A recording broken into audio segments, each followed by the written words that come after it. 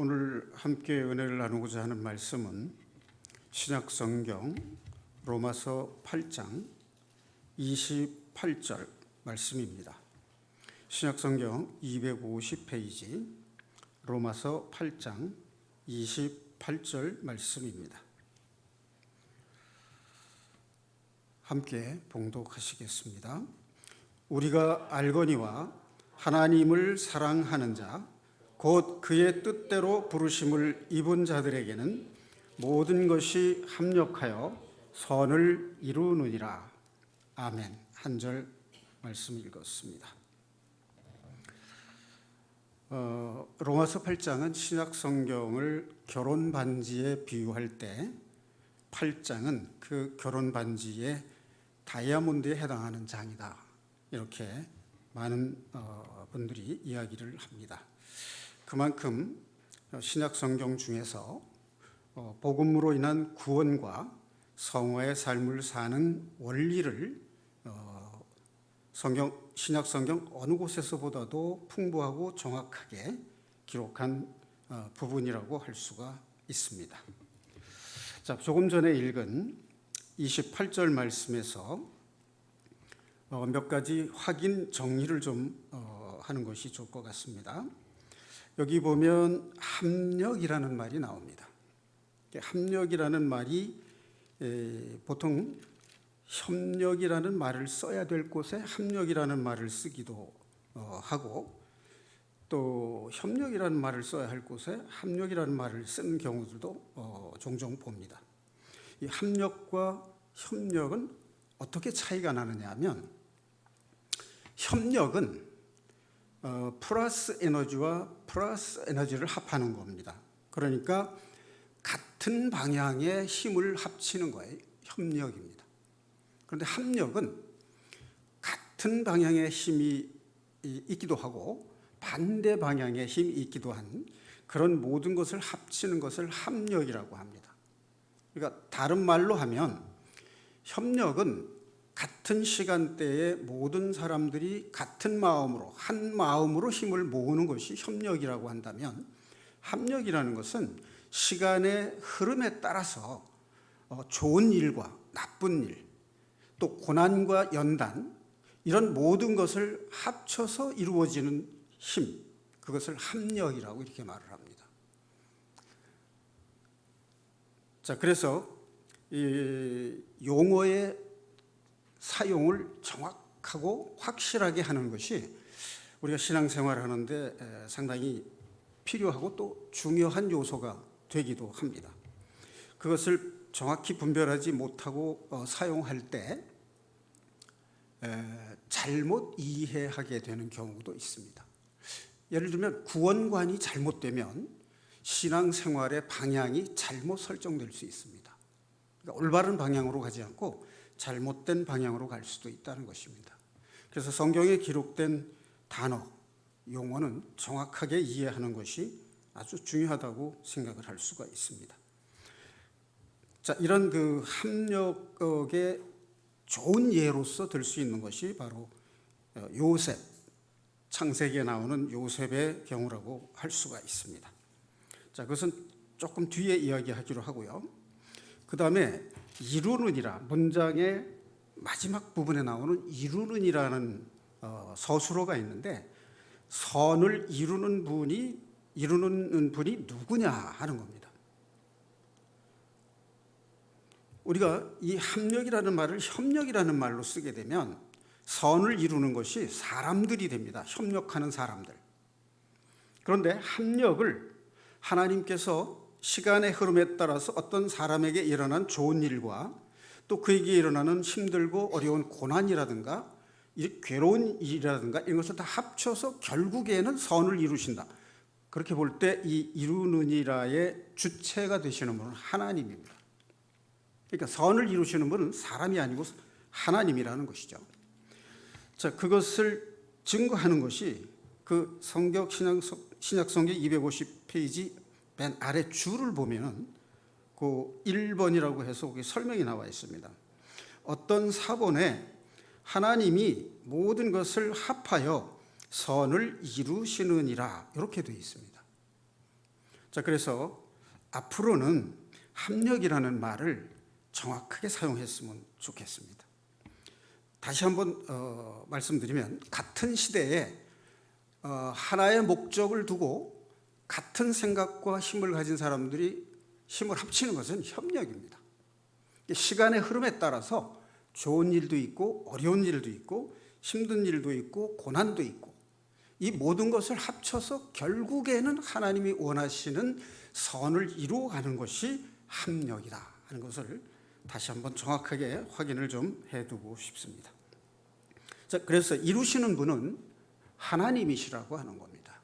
그럼 이런 일을 누구에게 이루느냐? 그 일 자체가 아니고요, 그 앞에 문장을 보면 우리가 알거니와 하나님을 사랑하는 자, 곧 그의 뜻대로 부르심을 입은 자들에게입니다. 하나님의 뜻대로 부르심을 입은 자, 더 나아가서 하나님을 사랑하는 자들에게 하나님께서 모든 것을 합해서 합력해서 하나님이 이루어 가시고자 하는 선을 이루신다는 것이 이 28절의 뜻입니다. 그러니까 어떤 일을 이루는 것이 아니에요. 하나님을 사랑하는 사람에게 하나님이 그 사람을 통해서 이루고자 하시는 일을 시간의 흐름에 따라서 좋은 일과 나쁜 일과 힘든 일과 어려운 일을 다 합쳐서 결국에는 하나님이 이루시고자 하는 선, 그것을 성취하신다, 그런 뜻이에요. 그러니까 하나님을 사랑하지 않는 사람들에게는 그런 일이 일어나지 않는다는 얘기입니다. 그럼 하나님을 사랑하는 사람은 어떤 사람이냐? 그것은 하나님의 뜻대로 부르심을 입은 자들입니다. 하나님의 뜻대로 부르심을 입은 자들이라는 것은 구원받은 자들입니다. 스스로가 인생의 고달픔을 통해서 자신의 한계를 느끼고 창조자이신 하나님을 알게 되고, 창조주에 대해서 자신이 죄인 됨을 알고 나를 구원해 주십시오 하는 간절한 마음이 있는 사람들에게 성령이 역사하셔서 하나님을 찾고자 하는 사람들, 그 사람들에게 성령이 인도하셔서 하나님께 돌아오는 자들, 그들이 바로 하나님의 뜻대로 부르심을 입은 자들입니다. 더 나아가서 하나님을 사랑하는 자는 어떤 사람이냐? 성경 8장에서 좀 찾아볼 수도 있는데요, 그 전에 우선 선을 이루느니라 할 때 이 선에 대한 것도 정확하게 한번 확인 정리를 하는 것이 필요할 것 같습니다. 구원받지 못한, 즉 교회 다니지 않고 예수 그리스도를 믿지 않는 일반인들, 그러니까 구원의 대상인 사람들이 이런 질문을 합니다. 교회 나가면 복을 받느냐? 그럼 이제 교회 다니는 사람이 그 사람에게 복음을 전하기 위해서 교회 나가면 모든 일이 잘 풀리고 복을 받습니다, 이렇게 권유하는 분들도 있어요. 물론 그 사람이 성경을 잘 모르기 때문에 그렇게 인도하는 경우도 있습니다만은, 심지어는 구원받은 초신자들 중에도 이 선을 이룬다는 이 말을 할 때 이 선이 자기 삶에 있어서 잘 되고 복 받는 것을 선이라고 생각하는 사람들이 많습니다. 심지어는 설교를 그렇게 하는 분도 있어요. 여기서 선은 사람이 생각하는 선이 아닙니다. 하나님께서 생각하시는 선이에요.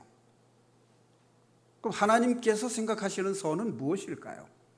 그것은 죄인을 구원하시는 겁니다. 그 다음에 구원받은 하나님의 자녀가 된, 하나님의 백성이 된 구원받은 그리스도인에게 예수 그리스도의 자취를 따라서 성화된 삶을 살도록 하시는 것이 하나님의 선이에요. 그래서 결국은 하나님 나라에 들어가 영원한 생명을 누릴 수 있도록 이끄시는 것이 하나님이 생각하는 선이다, 그 말입니다. 물론 이 세상에서 살 때 우리가 건강하고 가정이 화목하고 자녀들이 건강하고 또 화목하고 복된 삶을 사는 것이 하나님의 뜻이기도 합니다. 다시 말하면 구원받은 그리스도인들도 이 세상에 살 때에 최선을 다해서 자기의 일에 최선을 다해서 열심히 살아야 됩니다. 그래서 믿지 않는 사람들이 볼 때 그 사람이 사는 모습을 보고 본을 받고, 아, 나도 저 사람이 믿는 예수 그리스도를 믿고 싶다, 이런 마음이 생기게끔 본을 보이는 것이 하나님이 원하시는 선이에요. 그런데 구원받은 그리스도인들은 세상적 가치와 세상적 욕심을 취하면 안 된다라고 생각해서 한가하고 게으름을 부리고 가난하게 살고 하는 것이 성경적인 뜻이라고 생각하면 그것은 오해입니다. 자신이 성실하고 열심히 일하고 최선을 다해서 사는 그 모습 자체가 하나님이 기뻐하시는 모습이에요. 그 결과로 주어지는 복에 대해서는 하나님께서 허락하시는 분량만큼 이루어지는 겁니다. 그러니까 어떤 사람이 이만한 복을 받았으니까 나도 열심히 그 사람하고 비슷한 만큼 열심히 살았으니까 그만한 복을 주십시오. 그것은 내 요구지요. 하나님의 뜻은 다릅니다. 각 사람에게 필요한 분량만큼 복을 주시는 겁니다.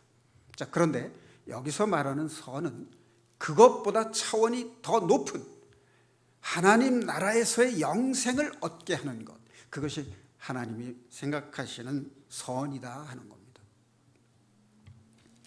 자, 그러면 하나님을 사랑하는 자는 어떤 사람일까요?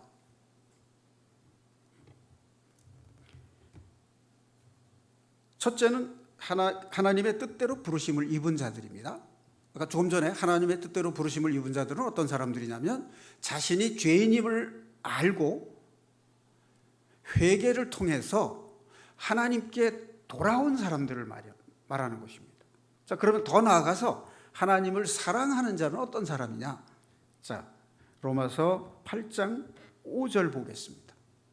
거기 보면 육신을 따르는 자는 육신의 일을, 영을 따르는 자는 영의 일을 생각하나니.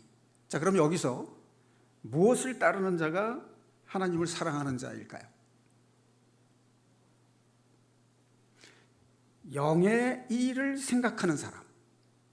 육신의 일을 생각하는 사람은 하나님을 사랑하는 사람이 아니에요. 엄밀하게 말하면 구원을 받았어도 자기 일을 생각한다는 것은 하나님을 사랑하는 자가 아닙니다. 엄밀하게 말하면. 그럼 하나님을 사랑하는 자는 영의 일을 생각하는 거예요. 넓은 범위로 보면 회개를 통해서 죄사함을 받고 구원받은 사람들은 하나님의 뜻대로 부르심을 받은 사람들입니다. 그리고 넓은 의미로는 하나님을 사랑하는 사람이에요. 그런데 정확하게 말하면 하나님을 사랑하는 자는 누구냐 하면 영의 일을 생각하는 자예요. 그리고 성령을 따르는 자, 그들이 바로 하나님을 사랑하는 자입니다. 자, 8장 4절 보겠습니다. 육신을 따르지 않고 그 영을 따라 성령을 따라 행하는 우리에게 율법의 요구가 이루어지게 하려 하심이라. 뭐가? 1, 2절에 나오는 생명의 성령의 법을 말합니다. 자, 이 8장은 구원받는 복음장이라기보다는 구원받은, 복음을 통해서 구원받은 성도들이 성화의 삶을 사는, 어떻게 살아야 되느냐 하는 성화의 장이라고 할 수가 있습니다. 그것이 바로 뭐냐면 옛사람과 육신의 생각을 내려놓고 성령을 따라 영의 생각을 하는 사람들을 가리키는 것입니다. 그런 사람들에게는 성령께서 율법의 요구를 이루어 주신다는 겁니다. 우리가 구원받을 때도 내가 율법을 지키는 행위로서 구원받은 것이 아닙니다. 오직 능력이신 예수 그리스도의 대속의 은혜를 믿음으로써 구원받은 거예요.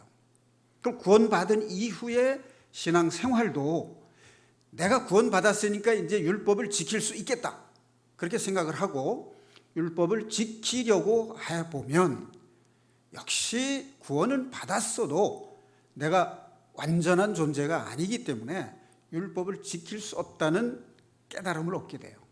율법은 거룩하신 하나님의 성품을 나타내는 것이기 때문에 지켜야 되는데 나는 지키고자 해도 지킬 수 없다는 것을 깨닫는 것이 구원받은 이후 성화의 삶의 시작입니다. 그래서 로마서 7장 24절에 오호라 나는 곤고한 사람이로다. 이 사망의 몸에서 누가 나를 건져내랴.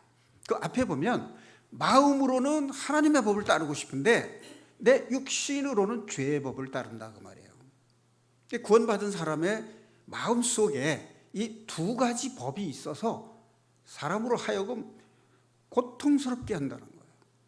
그런데 이 고통에서 나를 건져내실 분이 누구냐면 예수 그리스도시. 그런데 많은 사람들이 이 고통 속에서 나를 구원해내시는 분이 예수 그리스도다 이렇게 말하면 구원받는 중생의 회개와 구원받는 도리를 생각을 해요. 여기서는 구원받은 이후의 신앙생활, 구원받았는데도 역시 내가 육신을 가지고 있기 때문에 이 연약한 육신이 요구하는 죄의 법, 그거 하고 마음으로 하나님의 법을 따르고자 하는 두 법이 내 속에서 싸우는 거예요. 그러니까 5절에도 보면 육신의 생각과 영의 생각이 있다고 하잖아요.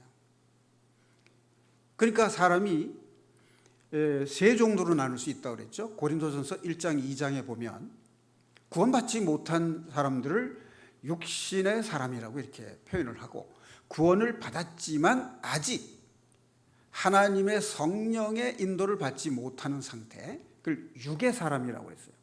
그 밑에 설명을 보면 젖을 먹는 어린아이와 같은 신앙이라고 얘기를 했어요.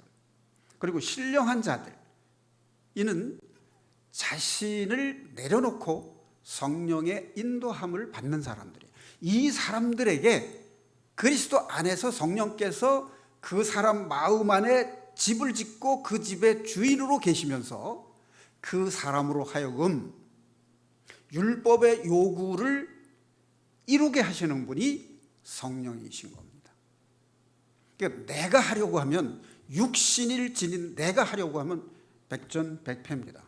나를 내려놓고 나의 왕관을 내려놓고 내 왕관을 주님께 드림으로써 주님이 성령으로, 그의 영으로 내 안에 들어오셔서 나의 주인이 되실 때 예수님의 복음의 능력이 내 안에서 율법의 요구를 이루어지게 한다, 그런 뜻이 됩니다. 자, 그래서 2절에 보면 이는 그리스도 예수 안에 있는 생명의 성령의 법이, 생명으로 인도하는 성령의 법, 예수 그리스도의 능력이 우리 안에 임재한 것입니다. 그것이 육신이 연약해서 죄를 따르려고 하는 그 법에서 해방시켜준다, 그런 뜻이에요. 그러니까 에베소서 4장 22절에서 나오는 옛사람에서부터 해방시켜준다. 또 로마서 6장 6절에 나오는 옛사람으로부터 해방시켜준다, 그런 뜻이에요. 어떻게 해방시켜주느냐? 내가 자신이 구원을 받았지만 무력한 존재여 여전히 죄인임을 고백하고 인정함으로써 자신을 십자가에 함께 못 박고 예수 그리스도를 나의 주인으로 모신 사람들, 그 사람들 안에서 그리스도의 복음의 능력이 역사하는 것이 바로 성령의 법이에요. 그게 우리 안에 생명을 이루어 가시는 성령의 역사입니다. 그런 사람들에게 하나님께서 모든 것을 합력하여 그 사람을 통해서 하나님께서 이루시고자 하는 선, 그것을 반드시 이루시고야 한다 하는 언약의 말씀입니다. 자, 그런데 12절, 13절을 보면 이런 말씀이 있어요. 그러므로 형제들아 우리가 빚진 자로 돼 예수 그리스도에게 빚진 자 아닙니까? 우리가 육신에게 져서 육신대로 살 것이 아니니라. 너희가 육신대로 살면 반드시 죽을 것이로되 영으로서 몸의 행실을 죽이면 살리니. 자, 이 영으로서 육신의 행실을 죽이면 사는 이 사람이 바로 하나님을 사랑하는 자예요.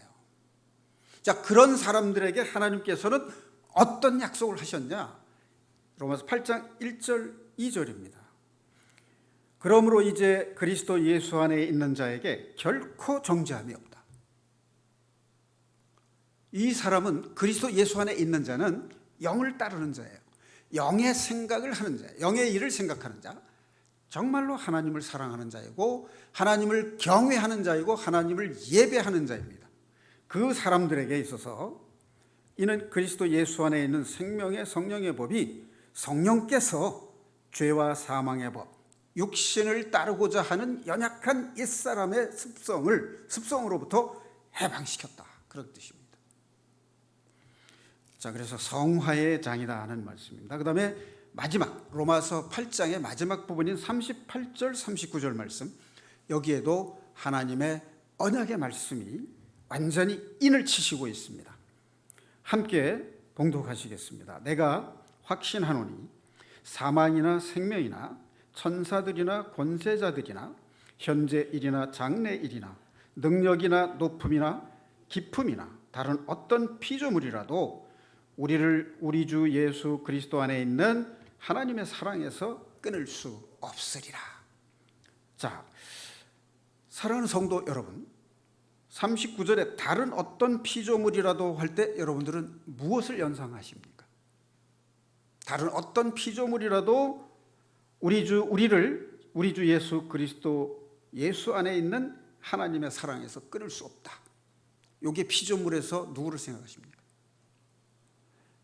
사탄은 피조물입니까? 창조자입니까?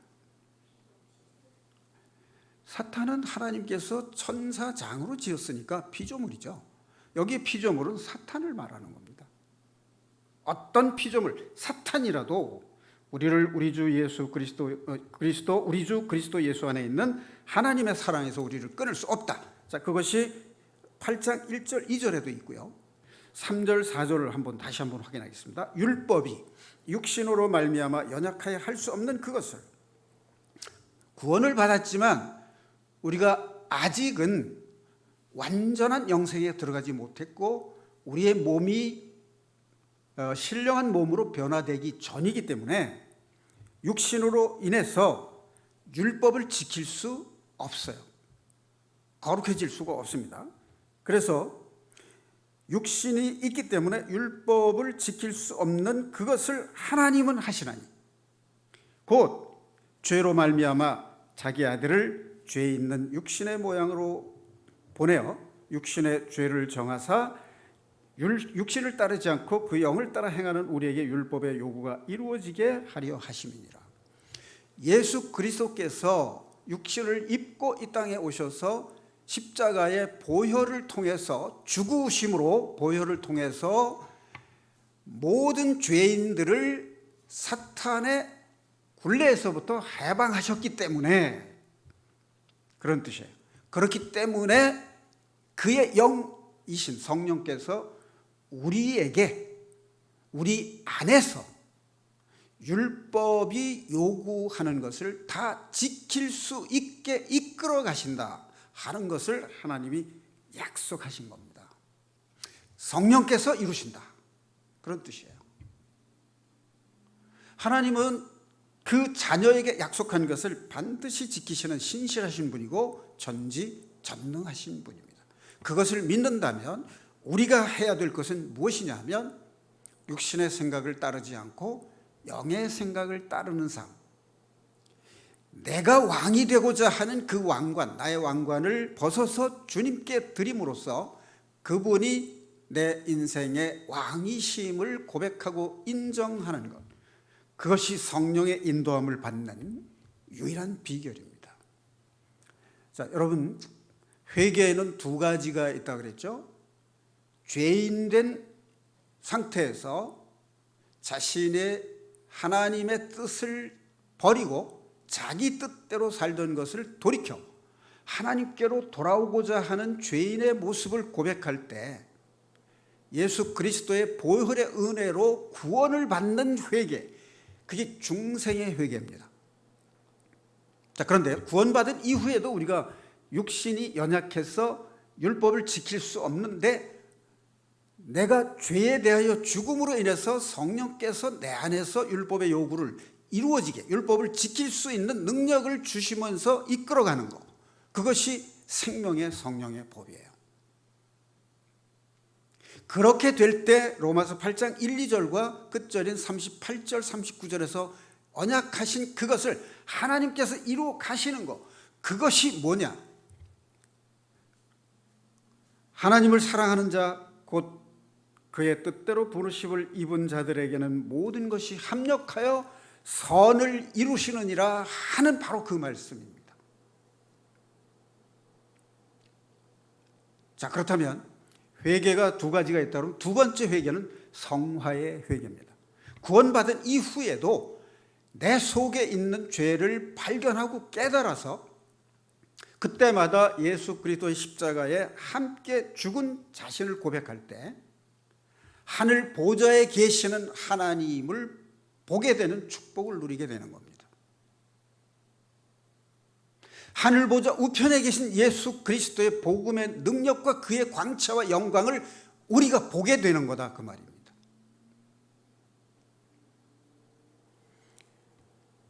그것이 하나님께서 그분을 사랑하는 사람들에게 모든 것을 합해서 이루어 가시는 겁니다. 자, 그렇다면 여기서 모든 것은 무엇일까 하는 겁니다. 아까 플러스 에너지와 마이너스 에너지, 좋은 일과 나쁜 일, 그걸 합쳐서 그렇다고 그랬는데 고난을 통한 연단이라고 생각할 수 있어요. 자, 이러한 합력의 좋은 사례로 들 수 있는 사람이 성경 속에 하나님의 사람으로서 요셉을 예로 들 수 있습니다. 창세기 37장과 39장에 보면 요셉에 대한 얘기가 나옵니다. 그는 야곱의 12아들 중에 11번째 아들로 태어났는데 야곱이 사랑했던 라헬이라고 하는 두 번째 아내의 첫째 아들, 그가 요셉입니다. 그는 채색 옷을, 어렸을 때부터 채색 옷을 입힐 만큼 어렵게 얻은 아들이기 때문에 야곱이 특별히 사랑했던 아들이죠. 그는 꿈을 꾸었어요. 그 꿈 얘기를 형들에게 했다가 미움을 사게 됩니다. 자, 이 꿈은 하나님이 꾸게 하신 꿈이에요. 장차 그를 통해서 야곱의 12아들을 통해서 이스라엘 민족을 형성하게 하기 위한 구속의 역사를 이루시기 위해서 부르심을 받은 사람입니다. 하나님의 뜻대로 부르심을 받은 사람이에요. 그래서 그는 꿈을 꾸었고요. 그 꿈 얘기를 해서 형들의 미움을 받아서 구덩이에 빠뜨려 죽게 되었다가 넷째 아들, 그러니까 형의 그 만류로 인해서 미디안 상인들, 이스마엘 상인들에게 팔려서 애굽의 보디발 장군의 집에 종으로 팔려가죠. 자, 그런데 37장 39장에 보면 종으로 팔려갔는데 하나님이 함께 하심으로 형통했다, 이런 말이 나와요. 종의 신세가 됐다는 것은요, 요새 우리나라의 그 외국에서 온 그 외국인 노동자들도 자유가 있잖아요. 그런데 종은 자유가 없습니다. 그 목숨이 주인의 말 한마디에 달려 있어요. 그런데 성경의 기록을 보면 하나님이 함께 하심으로 형통했다, 이런 말이 나옵니다. 그럼 형통이라는 말은 우리가 일반 사회에서 쓸 때는 물질적으로 복을 받고 지위도 높아지고 명예도 얻고 이런 복을 누리는 걸 형통한다고 말해요. 그런데 창세기 37장에서 형통한다는 말은 하나님이 함께 하셨다는 뜻이에요. 하나님이 함께 하셨는데 형통하지 못할 이유가 있을까요? 어떤 시련과 고난이 있더라도 결국은 하나님이 사랑하는 자, 하나님이 약속하신 자, 형통하는 삶 아니겠습니까? 자, 그런데 형통하는 그 삶이라고 하는 것이 또 어떻게 나타나고 있냐면, 요셉이 있는 그 집에 하나님이 형통하게 하신 거예요. 복을 주셨어요. 그러니까 요셉이 있는 곳은 어디든지 그 사람이 함께하는 사람들이 복을 받는 거예요. 그래서 요셉이 형통한 자라는 것을 하나님께서 증거하시는 거예요. 그러니까 요셉을 보는 주변의 사람들은 요셉이라는 사람에게는 하나님이 함께 하시는구나 하는 것을 알게 되는 거예요. 그게 바로 형통한 자입니다.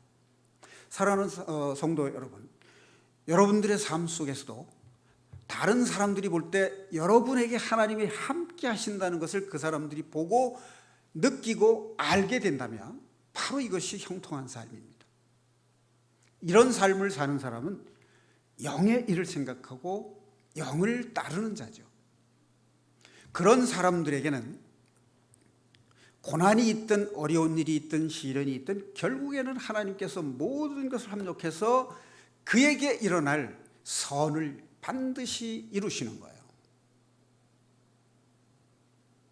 자, 그러한 사람들의 예로서 우리는 모세를 들 수 있고 다윗, 그리고 신약 성경에서는 베드로와 바울을 들 수 있습니다. 자, 모세는 태어났을 때 애굽 왕이 이스라엘의 2살 이하 된 남자 어린아이를 전부 죽이라 그래서 그 어머니가 바구니에 담아서 강물에 띄워보내고 따라 내려가다가 바로의 딸 중에 자식이 없는 공주가 그 아이를 데려다 기르게 되고 결국 모세 어머니가 유모로 들어가서 그를 이스라엘 자손으로 기르게 됩니다. 그래서 애굽의 왕자로 애굽의 교육과 문화를 통해서 모든 능력과 재능을 소유했지만 결국 이스라엘 민족이 핍박받는 것을 보고 분노를 느껴서 결국 애굽의 병사를 밀침으로써 살인을 하게 되죠. 본의 아니게.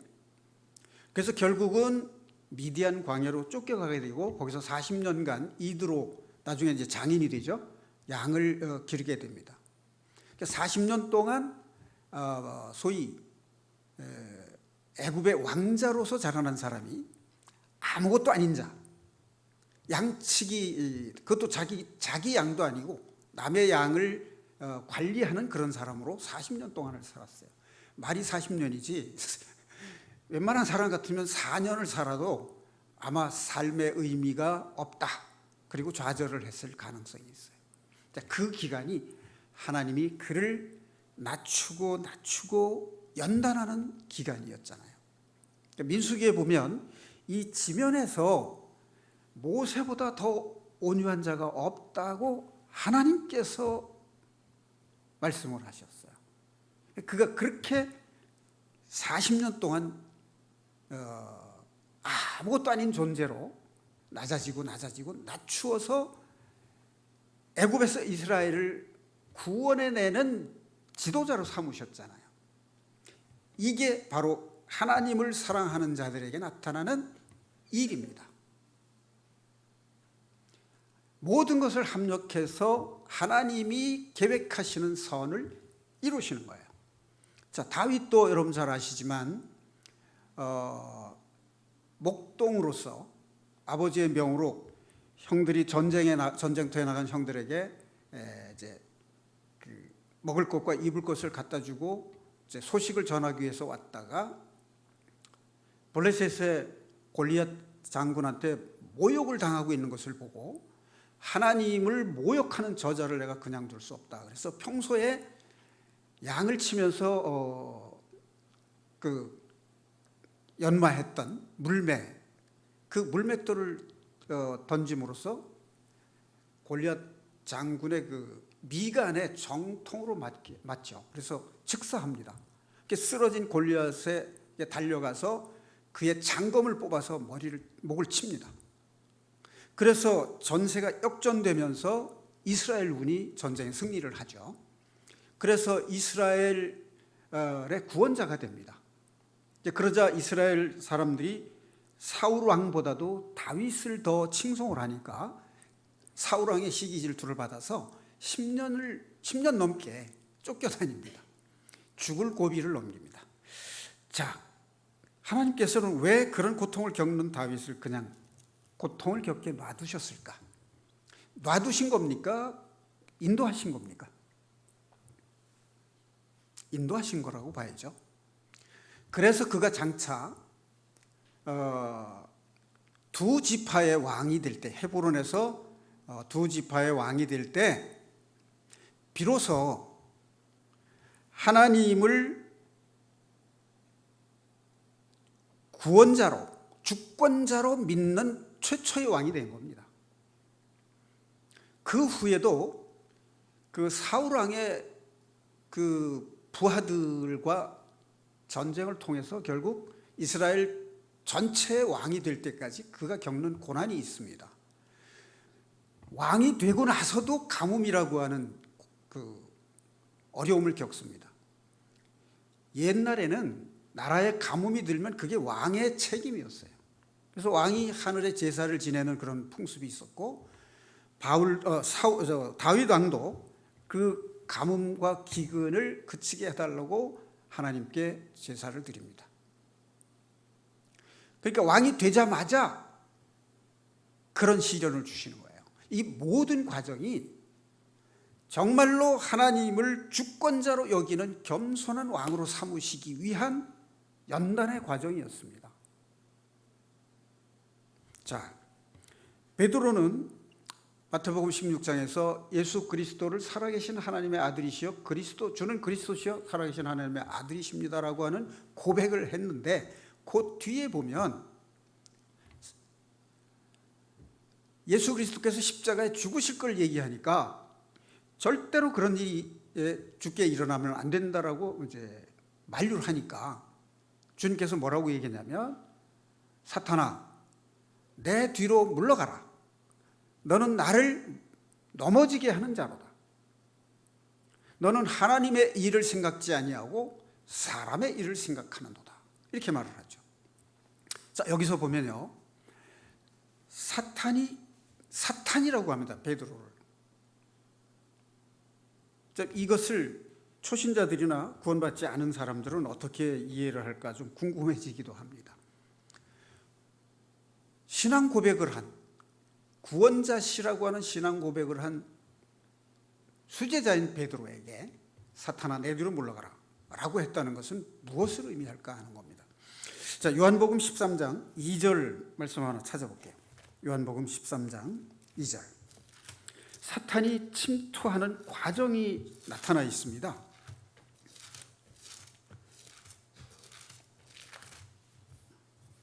요한복음 13장 2절, 신약성경 169페이지입니다. 자, 거기 보면 마귀가 벌써 시몬의 아들 가롯 유다의 마음에 예수를 팔려는 생각을 넣었더라. 자, 여기 보세요. 예수를 팔려는 생각을 유다의 마음속에 집어넣었다, 이렇게 나오죠. 자, 예수님의 12 제자 가운데 무작위로 가롯 유다를 택해서 그 생각을 넣었을까요?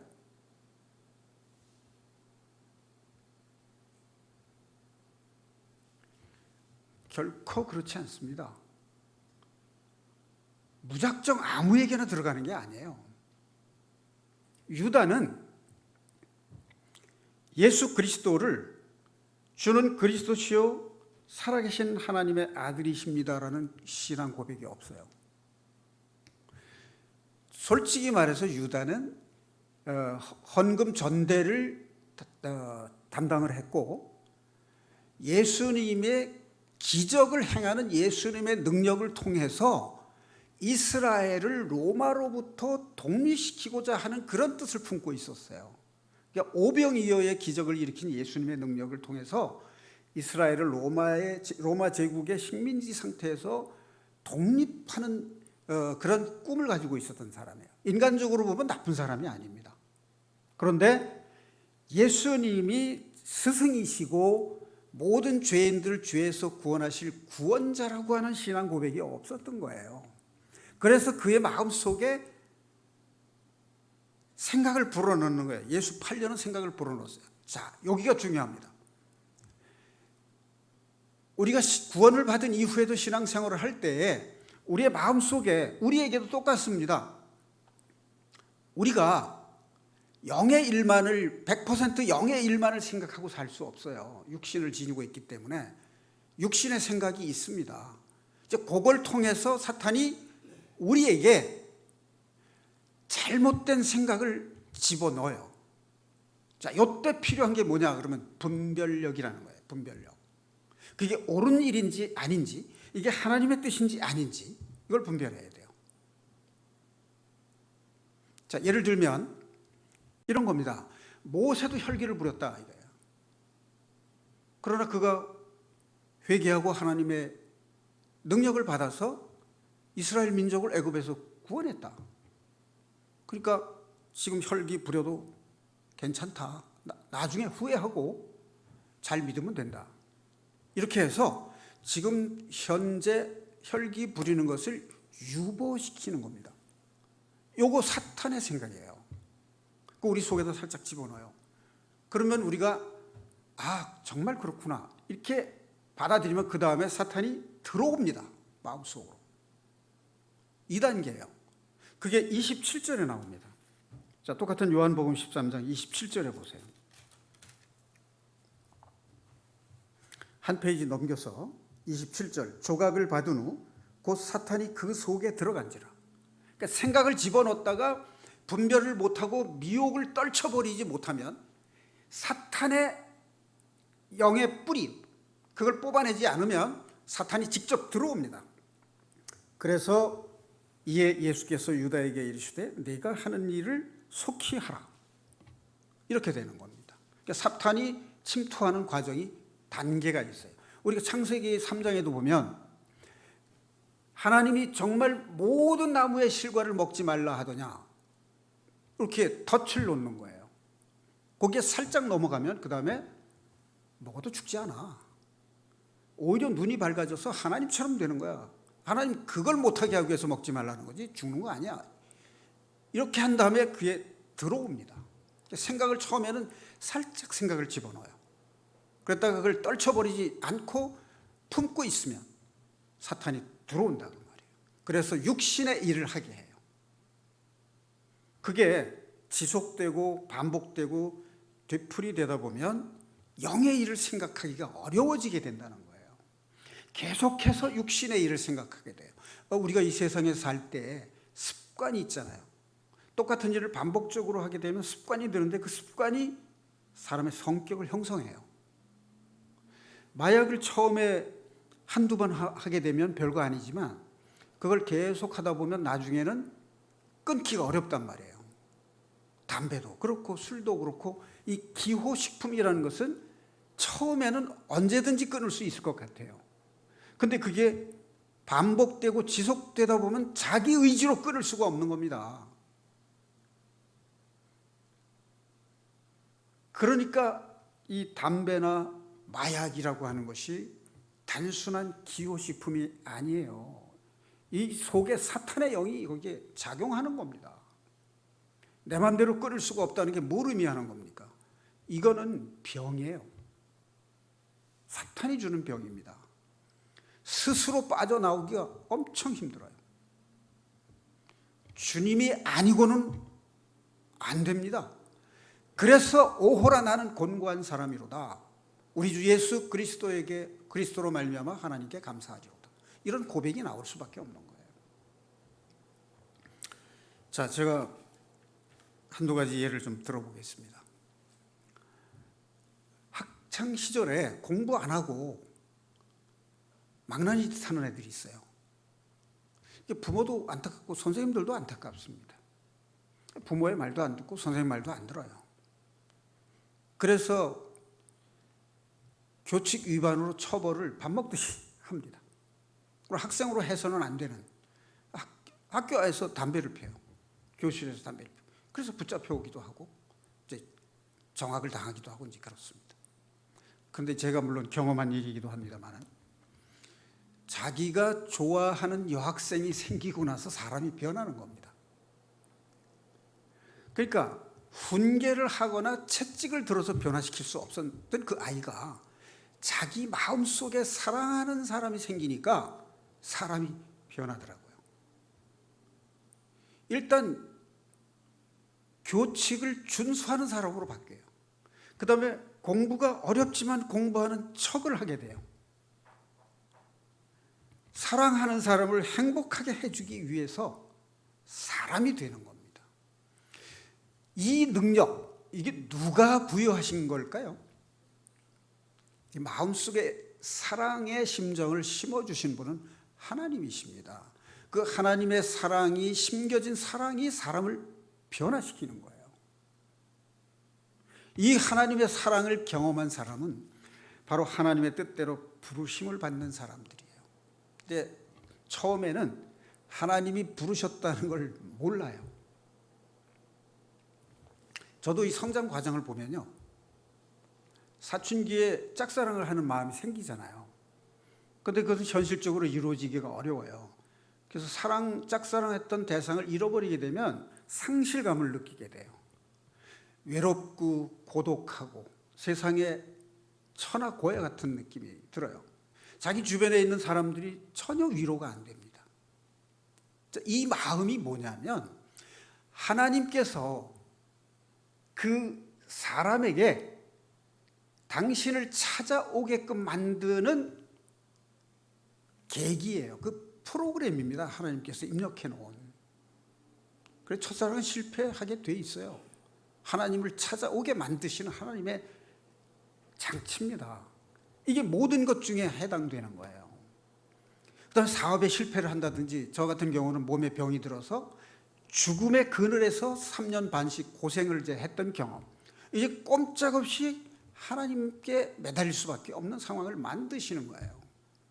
그러지 않고는 내가 하나님을 믿지 못하니까, 믿고 싶은데 안 믿어지는 거예요.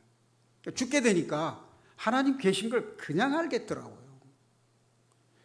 복음 사경에 듣지 않았는데 하나님 계신 걸 그냥 알았어요. 근데 병을 치유하게 해달라는 기도를 하면서 하나님 살아계시는 걸 경험하게 됐어요. 그 다음에는 성경에 있는 게 모르지만 믿어지는 거예요.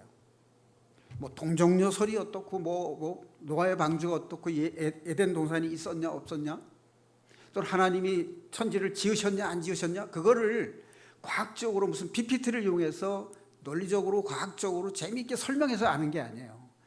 그냥 나를 낳아주신 부모가 내 아버지 어머니라는 걸 믿듯이 내 목숨이 경각에 달리니까 하나님 살아계신 거 그냥 알겠더라고요. 그냥 믿어졌어요. 그게 하나님이 나를 부르신 게 아니고 뭐겠어요. 살리셨잖아요. 내가 그 겨울에 새벽에 교회 예배당에 예배 드리러 가면서 가을에 폈던 코스모스가 사람이 관리를 안 하니까 다 그대로 주저앉아서 사가서 씨앗이 떨어지잖아요. 다음에 봄에 사람이 심지 않았는데 코스모스가 다시 피어나는 거예요. 그걸 보고 제가 부활을 생각했어요. 나도 살 수 있다. 저 풀꽃, 코스모스 같은 풀꽃도 살리시는 하나님께서 나를 사랑하신다면 나를 살리시지 않겠는가, 그런 희망이 생겼어요. 그 희망이 나를 살렸고, 그 희망을 주신 분이 바로 하나님이신 것을 나중에서 알았습니다. 그런데 그 밤에 꿈을 꾸는데 설악산 에델바이스 봉이라는 그 얼음 빙벽에서 이제 떨어졌어요. 꿈에.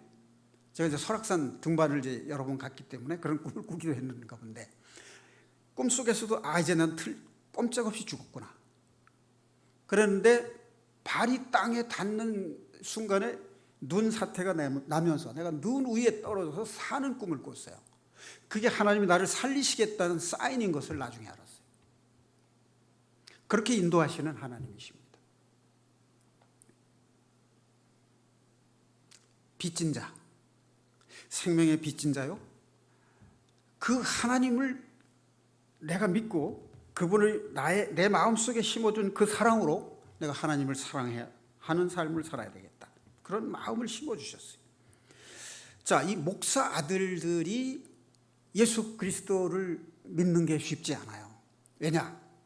아버지들이 교인들한테는 잘하는데 집에서는 가족들에게 잘 못해요. 그러니까 어렸을 때는 그런 아버지가 위선자 같은 거예요.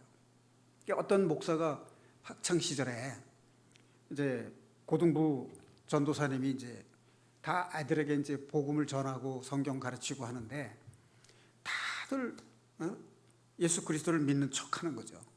얘가 고민하다가 어느 날 그 전도사님에게 전도사님, 제가 하나님을 믿고 싶은데요, 믿어지질 않아요.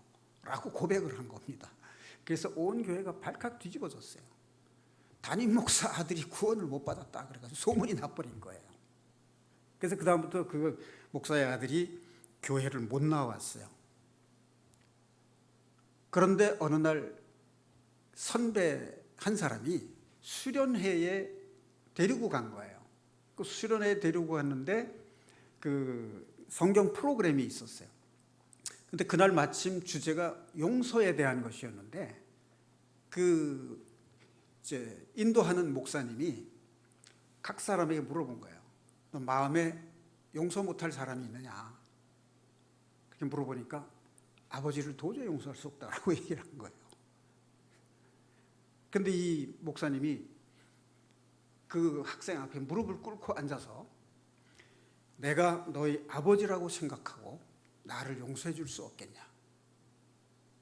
얘가 울컥하고 감동을 받은 거예요. 그때 교회 고등부에서 듣던 하나님의 아들 예수 그리스도가 죄인들의 죄를 대속하시기 위해서 육신을 입고 이 땅에 오셔서 십자가에 못 박혀 돌아가셨다는 것이 탁 꽂힌 겁니다. 그러면서 아버지를 용서하게 됐어요. 그것이 그가 하나님을 믿게 되는 계기가 됐고 신학 공부를 하게 되는 계기가 됐고 결국은 그 신앙으로 인해서 아버지의 뒤를 이은 목사가 됐습니다. 자, 여기 보면 이 사람, 이 목사의 아들의 마음속에 하나님을 사랑하는 마음이 있었을까요? 없었을까요? 믿고 싶었는데 믿어지질 않았어요. 있었습니다. 아버지를 용서할 수 없을 정도로 미워한다는 그 속에는요, 사랑이 있었던 거예요. 그래서 자신을 인도하는 목사님이 대신 무릎을 꿇고 내가 너희 아버지라고 생각하고 나를 용서할 수는 없겠냐라고 했을 때 그가 감동을 받아서 눈물을 흘리고 아버지를 용서하게 됐다는 것은 그 속에 하나님을 믿고자 하는 마음, 갈망이 있었고 아버지를 용서하고 싶었던 갈망이 있었던 거죠. 그러니까 나중에 신학생이 되고 목사가 된 후에 자기 아버지의 생애를 돌아보니까 가족을 돌보지 않고 교인들을 돌보는 만큼 신실한 목사의 삶이 있었겠는가. 비로소 아버지를 용서하는 것이 아니라 아버지의 생애에 감동을 받고 자신도 아버지와 같이 목회를 하는 목사가 되겠다라고 하는 다짐을 하게 되는 그런 일이 있었습니다. 이게 하나님을 사랑하는 자, 그의 뜻대로 부르심을 받은 자들에게 일어나는 일들입니다. 자, 어떤 목사 사모님이 구제를 하는 그 모임에서 구제 사업을 함께 하던 사람이 권사님인데 이 사람이 그 성금 모금한 거를 유용했다, 일부를 개인적으로 썼다, 이런 소문을 내가지고 굉장히 곤란한 상태에 이제 빠지게 됐습니다. 너무 억울하고 분하고 함께 고생을 하고 구제 사업을 했던 사람인데 어떻게 자기를 그렇게 말할 수 있는가? 너무나 억울하고 분해가지고 변명을 하려고 하다가 직접 만나서 이야기를 하면 싸움이 될까봐 그걸 글로 썼어요. 글로 쓰다 보니까 이게 한 10장 정도가 된 거예요. 그러니까 이게 우체국에 가서 이제 편지로 붙이려고 갔다가 이걸 우체통에 넣으려고 하는 순간에 그런 음성이 들리는 것 같았어요. 너는 네가 오해받는 그 일에 대해서 그렇게도 할 말이 많으냐, 그런 음성이 들렸다는 거예요. 그런데 여러분 아시겠지만 예수님은 그가 욕을 당하셨지만 맞대어 욕하지 않았고, 그를 위협했지만 당신은 위협하지도 않았고, 공의로 심판하시는 이에게 그것을 맡기셨다라고 되어 있어요. 그래서 그 말씀이 생각이 나서 내가 성금을 유용하지 않았다는 걸 편지로 변명하는 것보다는 공의로 심판하시는 하나님께 맡기자, 그렇게 생각을 하고 그 편지를 보내지 않고 얼마를 이제 지나갔어요. 그런데 어느 날 자기를 모함했던 그 권사님한테서 전화가 온 겁니다. 내가 잘못 알고 오해했다, 만나서 사과하고 싶다, 이런 전화가 온 겁니다. 자, 이 경우에 직접 만나서 이제 변명하고 오해를 풀려고 하다가 다툼이 일어났다면 이 일이 영의 생각일까요? 육신의 생각일까요? 이게 육신의 생각일 가능성이 있는 거예요. 이게 사람의 일이 되는 겁니다. 영의 일이 아니라. 이게 하나님을 사랑하는 자들에게 나타나는 일들이에요. 자, 바울 사도에 대해서 오직 믿음으로 구원받는다라는 것이 바울이 전한 복음이에요. 그런데 그것 때문에 또 오해의 소지가 있어요. 오직 믿음으로 구원받는다고 했지 않았냐? 지금 네가 죄를 짓고 잘못해도 나중에 믿으면 돼, 이렇게 말하는 친구들이 있어요. 뭐 술 한잔 지금 먹어보면 어때? 나중에 회개하면 되지, 뭐 이런 사람들 있잖아요. 자, 그런데 여기서 우리가 분별을 잘해야 돼요. 이게 성경을 보면요, 아까 조금 전에 요한복음 13장 2절과 27절 말씀을 우리가 확인해 봤는데요, 그 말을 통해서 사탄이 우리 속에 생각을 집어넣는 거예요. 이제 거기에 떨쳐버리지 못하면 그 다음에 술을 반복해서 먹게 돼요. 그렇게 되다 보면 육신의 일을 생각하게 되고 영의 일을 잊어버리게 되는 거예요. 그렇게 되면 그것이 습관이 되고 그 사람이 신앙생활을 하는데 상당한 시간과 에너지를 낭비하게 되는 결과를 가져오는 거예요. 그러다 보면 사탄이 그 마음속에 아주 들어가 버리는 수가 있다, 그 말이죠. 이런 걸 우리가 분별을 해야 돼요. 그 분별을 하고 그것을 떨쳐버릴 때 하나님의 말씀을 기억하고, 그것이 사탄의 공격이다, 영적 전쟁이다라고 하는 것을 내가 분별을 해서 이때 내가 넘어가면 안 된다 하는 것을 말씀과 기도로 물리칠 때, 그때 우리가 하나님께서 나를 사랑한다는 것을 경험하게 돼요. 더 멋진 말로 표현하면 하늘 보좌에 계신 하나님을 보게 된다, 그 말이에요. 내 안에 역사하시는 예수 그리스도의 능력을 경험하게 된다는 거예요. 자, 그래서 아까 회개가 두 가지가 있다는데 죽음의 두 가지가 있습니다. 죄로 인한 죽음이 있어요. 죄로 인한 죽음은 죄인임을 회개하고 하나님께 돌이킬 때 죄 씻음과 구원을 받는 죽음입니다. 그 죽음에서 해방되는 겁니다. 자, 두 번째 죽음은 뭐냐? 죄로 인한 죽음이 아니라 죄에 대한 죽음입니다.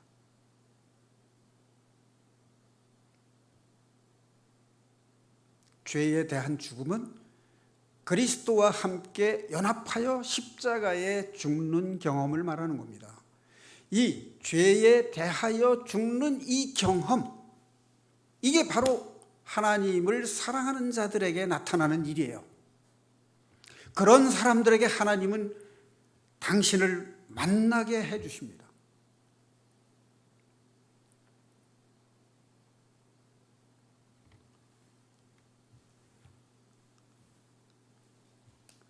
왕이신 하나님 예수 그리스도를 만나게 해주신다는 말입니다.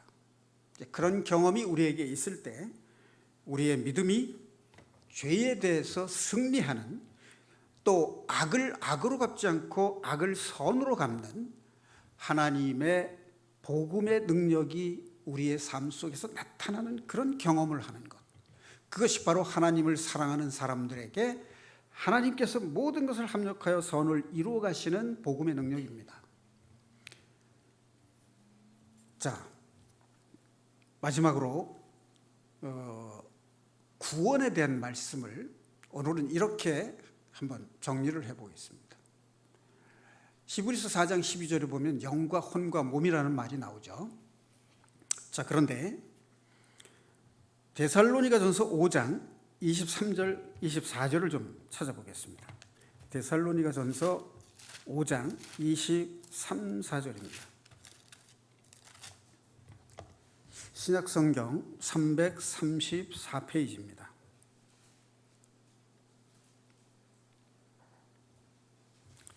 (23절) 함께 봉독하시겠습니다. 평강의 하나님이 친히 너희를 온전히 거룩하게 하시고 또 너희의 온 영과 혼과 몸이 우리 주 예수 그리스도께서 강림하실 때 흠 없게 보존되기를 원하노라. 여기에 보면요, 영의 구원, 혼의 구원, 몸의 구원이 있는 겁니다. 그러니까 우리가 죄인됨을 회개하고 돌이킴으로써 영생을 얻는 중생의 경험, 즉 죄사함과 구원을 얻는 중생의 체험, 그것이 영의 구원입니다. 자, 그런데 혼의 구원을 이루어 가야 되는 거예요. 이제 여기 보면 그 말씀이 나오지 않습니까? 고린도전서 15장에도 나옵니다. 42절에서 44절, 그리고 51절에서 52절에도 보면 몸의 부활에 대한 이야기가 나옵니다. 그리스도께서 강림하실 때 호련히 우리의 몸이 부활하신 예수 그리스도의 몸처럼 변화되는 그것을 얘기하고 있어요. 자, 베드로전서 1장 9절에 보면 믿음의 결국 곧 혼의 구원이라 이런 말씀이 나와요. 베드로전서 1장 9절입니다. 신약성경 377페이지. 믿음의 결국 곧 영혼의 구원이라고 그랬는데 여기 영혼을 영어 성경으로 보면 스피릿이 아니고 소울이라고 되어 있습니다. 자, 혼의 구원입니다. 혼의 구원. 혼은 뭐냐면 생각과 마음과 의지예요. 자, 그리스도의 복음의 능력으로 구원을 받은 사람은 성화의 삶을 살게 되는데 그 사람들에게는 어떤 것이 나타나느냐? 생각이 세상적 생각에서, 육신적 생각에서 영의 생각으로 바뀌어요. 그 마음이 새롭게 돼서 세상 일, 육신의 일을 생각하는 마음이 아니라 하나님의 일을 생각하는 마음으로 변화가 됩니다. 그리고 그 뜻, 의지가 세상적 목표를 실현하는 의지에서 하나님의 선한 일에 참여하려고 하는 의지로 바뀌어요. 그 마음의 생각이 영의 일을 생각하고 성령의 인도함을 받는 생각으로 바뀐다 그 말이에요. 그것이 바로 혼의 구원을 이루어가는 겁니다. 하나님을 사랑하는 자들에게는 바로 이러한 일들이 나타나는 겁니다. 그래서 그리스도께서 강림하실 때 호련히 그 몸이 부활하신 예수 그리스도의 몸처럼 신령한 몸으로 변화되는, 구원이 완성되는 때까지 하나님의 성령이 우리를 이끌어 가시는 그런 경험 속에서 죄를 이기고 세상을 이기는 경험, 그리고 그리스도께서 나와 함께 하신다는 기쁨과 감사의 삶을 살 수 있는 그런 일들이 하나님을 사랑하는 자, 곧 그 뜻대로 부르심을 입은 자들에게 모든 것이 합력하여 선을 이루는 일들이 우리 삶에 나타나게 되는 그런 복이 여러분들의 있기를 우리 주 예수 그리스도 이름 받들어 축원합니다. 기도하시겠습니다.